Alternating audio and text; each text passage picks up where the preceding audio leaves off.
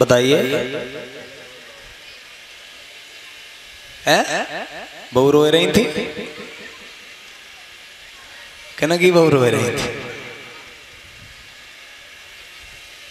अभी बड़ा अच्छा प्रसंग आप सुन रहे थे। भगवान रात के समय अपने सखा छंदक के पास में पहुंचे और सखा छंदक से घोड़ा लिया। सखा के साथ में घोड़े पे सवार होकर के, कंधक पर सवार होकर के अनोमा नदी को पार करके और कौन से देश में पहुंच गए? कौन से देश में पहुंचे? कथा तो सुनते रहे हो। अच्छा, कथा नहीं सुनी है तो विद्यालय में इतिहास तो पढ़ा होगा। मगध देश में पहुंच गए। कहां पहुंचे? मगध। वहां के राजा कौन थे? कुछ नहीं पता। वहां के राजा थे बिंबसार।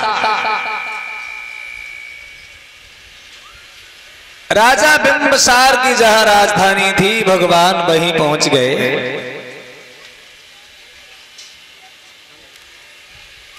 और विनीत विक्रम जी ने यह लिखा,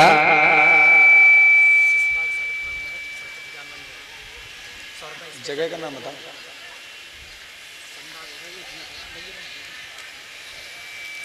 विनीत विक्रम जी लिख रहे हैं कि उत्तरे अलोमयी और ही हर साए,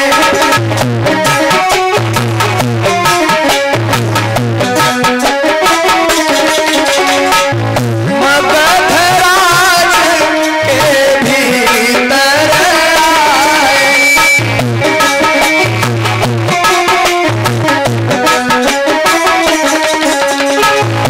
कहे कर ज्ञान मुक्त करवाला, कीन्ह कर पित मुक्त जाला।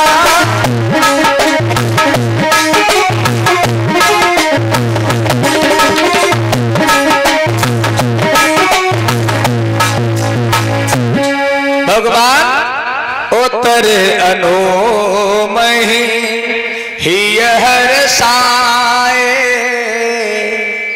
और मगध राज के भीतर आए।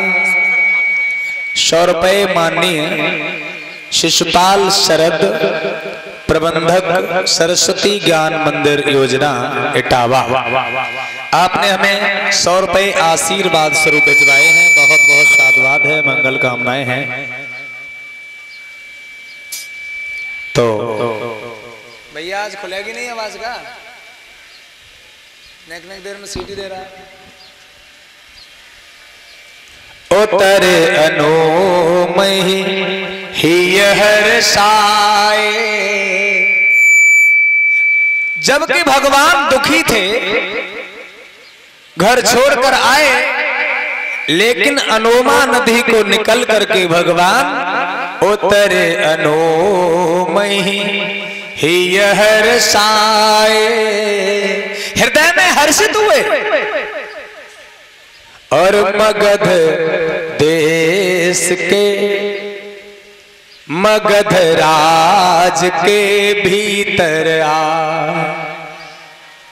मगध के अंदर पहुंचे भगवान। दुखी होने के बाद भी भगवान प्रसन्न क्यों हुए? केवल मगध में पहुंचने पर भगवान थोड़े से प्रसन्न इसलिए हुए क्योंकि अब कुछ बंधन थोड़ा सा कट चुका था।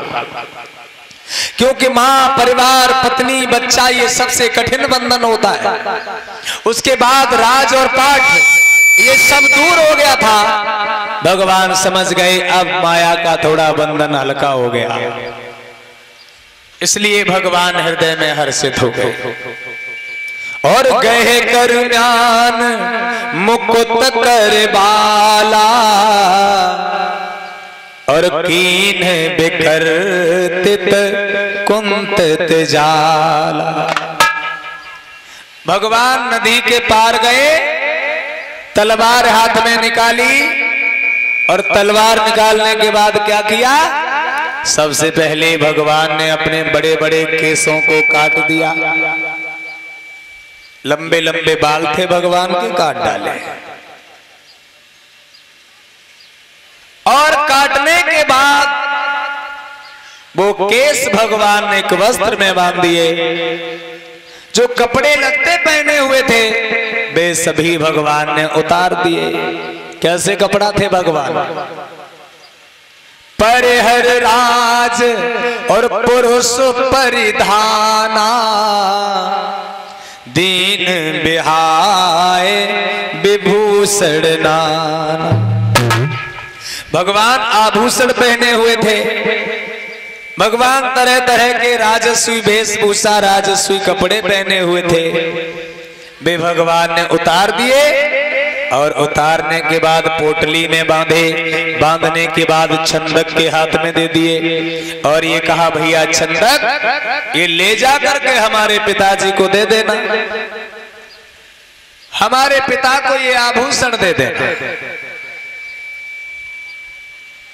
तब ये सखा की समझ में आया और सखा बोला, भैया तुम ये क्या कर रहे हो? ये तुम अच्छा नहीं कर रहे हो। हम तुम्हारे पिताजी को जवाब क्या देंगे? वो ये कहेंगे, तुम हमारी मर्जी के बिना हमारे बेटे को क्यों ले गए? आधी रात पे तुम हमें धोखे से बुला लाए और तुमने ये क्या किया? भगवान कह रहे हैं, अब तुम मेरी आज्ञा मान के लौट जाओ, मैं जा रहा हूं। उस समय छंदक हाथ जोड़ के कह रहा है, भैया जाने वाले, ओ जाने वाले, ओ जाने वाले, ओ जाने वाले, ओ जाने वाले, ओ जाने वाले।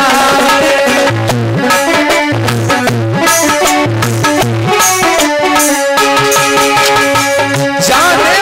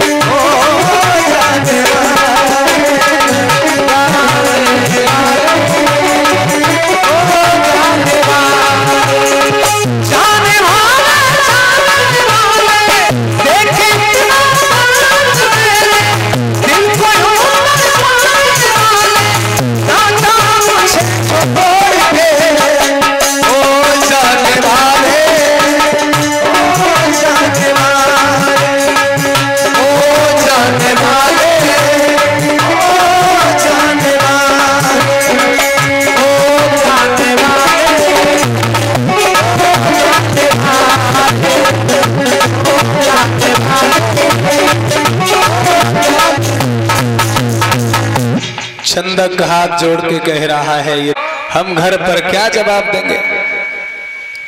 भगवान ने कहा तुम्हें हमारी बात माननी पड़ेगी।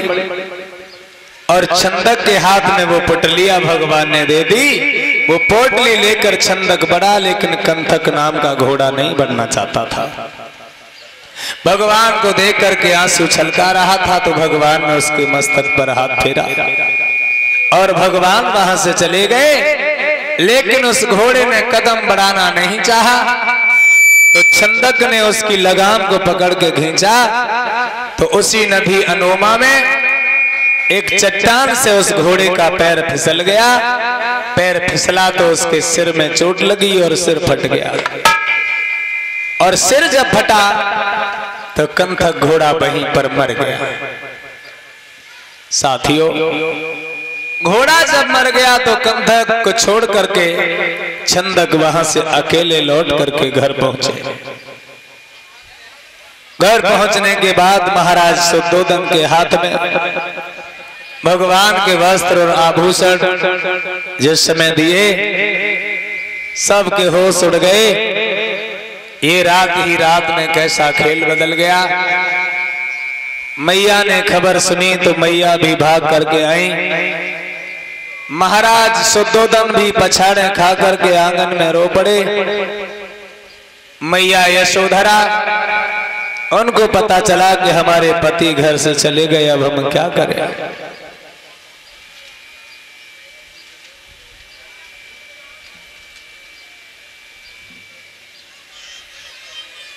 सभी आंगन में रो रहे हैं, बहन रो रही है, परिवार के लोग रो रहे हैं। बताइए भगवान की बहन का नाम क्या था? कैसी कथा तुम लोग सुनते रहे हो? कुछ पूछो, कुछ मालूम ही ना है। भगवान की एक बहन और एक भाई भी थे। भाई का नाम क्या था? नंद। और बहन का नाम क्या था? रूपनंदा। ठीक है, याद रखना। सभी आकर के रो पड़े।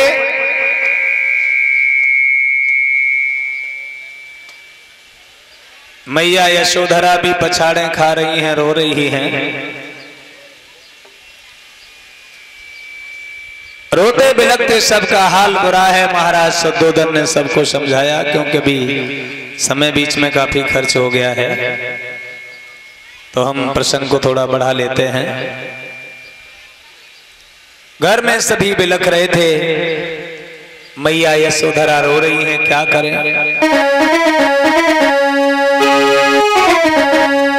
तुम तो घर से ऐसे चले गए जैसे तुम्हें कोई चिंता ही नहीं थी।